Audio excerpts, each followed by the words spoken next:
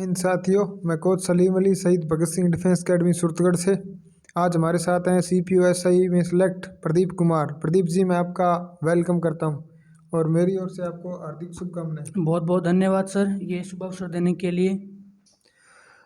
मैं अभी प्रदीप जी से निवेदन करूंगा कि अपना परिचय देवें। मैं बेसिकली हनुमानगढ़ ज़िले से बिलोंग करता हूँ।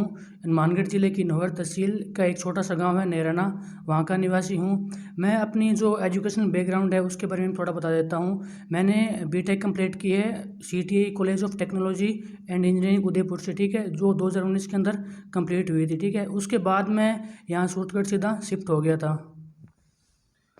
तो प्रदीप जी, मेरा आपसे अगला प्रश्न ये है कि आपने SSC का कैसे सोचा। SSC केंद्र सरकार में जो सब इंस्पेक्टर की पोस्ट है उस पर आप चयनित है, तो आपने इस सुअवसर के लिए कैसे सोचा, कैसे तैयारी की। SSC का मैंने अपने कॉलेज से ही सोच लिया था।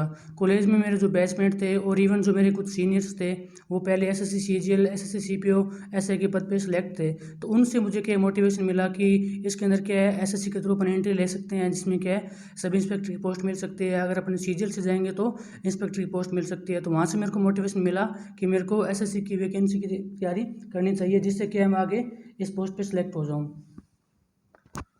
तो प्रदीप जी ने बताया कि इन्होंने कॉलेज के टाइम ही सोच लिया था कि ये जो है इस पद पर जाने के लिए तैयारी करेंगे और इसके लिए इन्होंने ये अचीवमेंट हासिल भी कर लिया है। तो SSC का कट ऑफ क्या रहता है और इसमें कितने पद आते हैं, इसके बारे में भी थोड़ा बताइए। सर, कट ऑफ और जो पद है इसका क्या साल टू साल वेरी करता रहता है। जैसे अभी मैं आपको 2017 का ट्रेंड बताऊं तो उसमें 17 के अंदर क्या लगभग 3000 वैकेंसी थी। तो उसके अकॉर्डिंग क्या है, कट ऑफ भी कम गई थी, अराउंड 50% कट ऑफ रहती है। और 2018 के अंदर क्या वैकेंसी थोड़ी क्या डाउन आ गई, लगभग 1200 के आसपास वैकेंसी आ गई, तो कट ऑफ थोड़ी सी बढ़ गई। और वही 2019 के अंदर था क्या, पेपर का लेवल काफ़ी अच्छा आ गया था। लेवल अच्छा आने की वजह से क्या कट ऑफ वापस 50% से भी कम चली गई। तो इसका आप आइडिया लगा सकते हो। पेपर क्या है, जो प्रीलिम्स पेपर होता है वो 200 नंबर का होता है, ठीक है। उसमें से जो मैं आपको OBC कट ऑफ बताऊँ तो वो कट ऑफ 91 मार्क्स गई थी। मतलब क्या है, लगभग 45% कट ऑफ गई थी। ये कट ऑफ का ट्रेंड रहता है। और जो वैकेंसी है वो साल टू साल वेरी करती रहती है। जो हमारी वैकेंसी थी उसके अंदर क्या है, 2019 की, उसके अंदर क्या लगभग 2700 वैकेंसी थी। तो बहुत ही खुशी है और प्रदीप जी को BSF SI मिली है। और मैंने स्टेटस अपडेट किया तो BSF में जो हमारे सोल्जर्स हैं जो ट्रेनिंग कर रहे हैं उनके भी काफ़ी कॉल्स आए कि हमें भी प्रदीप सर से मिलवाइए, सर बात करवाइए। तो बड़ी खुशी की बात है कि पहले जो है अपने GD के पद पर सोल्जर निकले हैं एकेडमी से और अभी आपने भी किया। तो मेरे को इसी बारे में भी थोड़ा बताइए कि आपने फिजिकल के बारे में कैसे सोचा, कैसे अचीवमेंट हासिल किया, तो उस पे भी, फिजिकल पे भी थोड़ी चर्चा करिए। फिजिकल के बारे में बताऊं तो फिजिकल हमारा क्या है, मेरा 17 दिसंबर को होना था। उससे पहले मेरा SSC मेंस का पेपर था CGL का, वो मेरा क्या 24 नवंबर को था। तो मेरे अंदर क्या टाइम बहुत कम मिला था। तो मेरे को क्या है, जो यहाँ पे मेरे कुछ फ्रेंड्स थे उन्होंने मेरे को सजेस्ट किया कि सूरतगढ़ के अंदर शहीद भगत सिंह एकेडमी है, उसके अंदर कोच सलीम सर है, वो निःशुल्क तैयारी करते हैं, ठीक है। तो मैंने उन पर भरोसा किया और मैं आपके पास आ गया, ठीक है।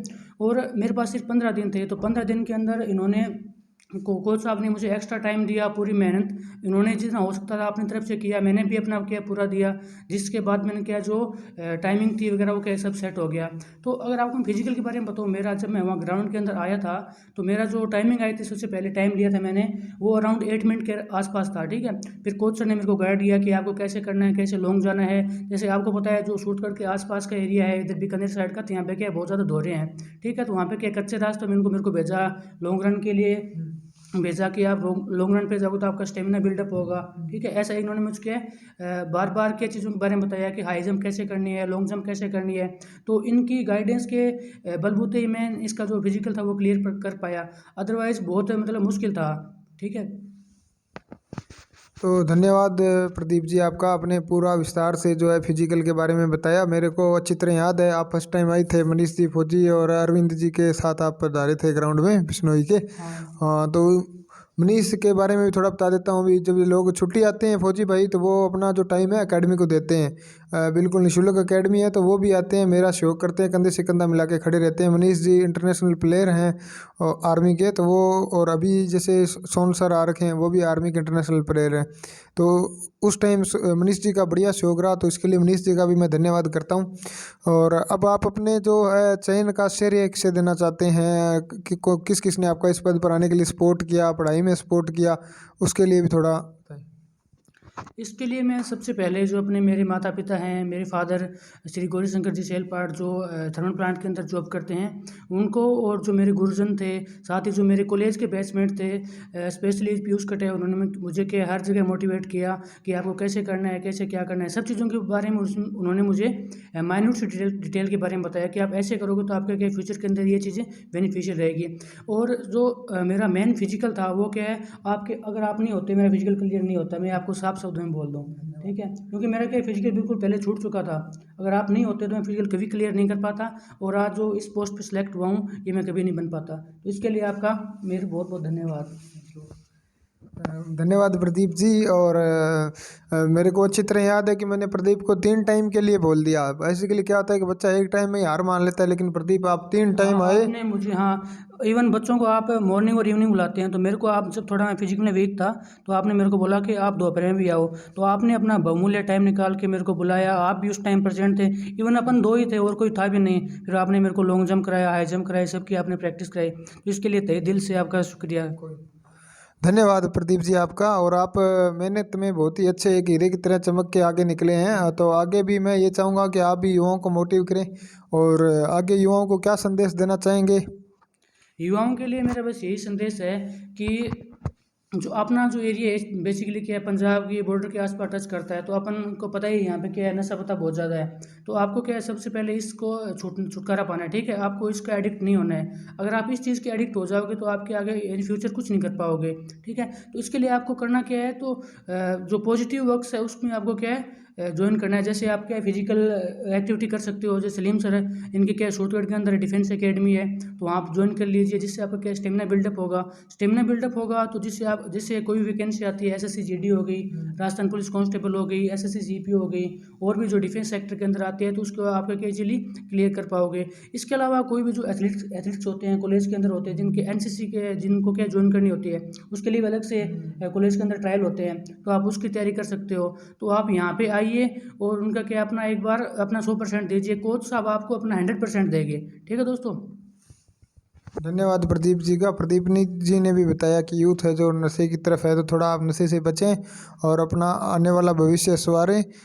जो तैयारी का होता है वो 5-6 साल ही इम्पोर्टेंट होता है। चाहे आप 5-6 साल तैयारी करके अच्छी और आगे के 60-70 साल अच्छे गुजार लीजिए, चाहे इस 4-5 साल मस्ती करके आगे के 70-80 साल हार्ड गुजार लीजिए। तो आप बीएसएफ में 2 स्टार पद पर जा रहे हैं, बॉर्डर सिक्योरिटी फोर्स में जा रहे हैं, तो मेरी ओर से आपको हार्दिक शुभकामनाएं हैं। और मुझे बहुत ही गर्व है आप पर कि आप इस पद पर, और सेना के जो अर्धसैनिक बल हैं जो उनमें इस ओहदे पे जा रहे हैं। जल्दी आप 2 स्टार से 3 स्टार हो जाएंगे, आने वाले 10 सालों में आपका ओहदा और बढ़ेगा, तो हमें बहुत ही खुशी होगी। अब आप मेरी टीम का हिस्सा बन चुके हैं। एकेडमी के लिए भी आपको टाइम देना है आने वाले टाइम में, और हाँ, आर्मी वाले बच्चों को भी टाइम देना है आपको। हाँ, इन फ्यूचर जब मेरी ट्रेनिंग होगी, ट्रेनिंग कंप्लीट होगी, बीच में जब मेरे को छुट्टियाँ मिलेगी या बाद में जब मैं छुट्टियाँ आऊँगा, तो एकेडमी में ज़रूर आऊँगा, अपना जो 100% है वो दूंगा। कोई भी सहयोग होगा फाइनेंशियली, या मेरे को यहाँ परचेंस देनी होगी बच्चों को गाइड करने के लिए, वो मैं क्या है एनी टाइम यहाँ पे आपके गाइडेंस में आता रहूँगा। धन्यवाद प्रदीप जी का। और आप भी जुड़िए, तैयारी कीजिए, सिलेक्ट होइए और हमारी टीम में हमारा हिस्सा बनिए, हमारा सहयोग कीजिए। इसी के साथ जय हिंद, जय भारत।